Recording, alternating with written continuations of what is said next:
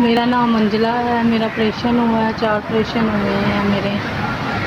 दवाइयों के लिए पैसे नहीं हैं थे इस वजह। मियाँ मेरा हॉस्पिटल में सफाई करता है। 4 मेरे बच्चे हैं। महीने का किराया भी नहीं दिया जाता मेरे से ना। किराए पे रहते हैं, अफोर्ड नहीं किया जाता किराया। बच्चों का भी गुजारा बड़ी मुश्किल होता है, दूध शूध का और हर चीज़ का ना। रोटी भी नहीं जल्दी होता। मेरे 4 ऑपरेशन हुए हैं तो मेरे लिए दवाइयों के पास पैसे नहीं थे, तो ये इसी वजह से मैं बड़ी देर कोशिश की अपने मियाँ के पैसों में से पैसे बचाने के लिए। मैं दवाई ले बच्चों की तरफ देख के उनसे भूख नहीं कटवाई जाती।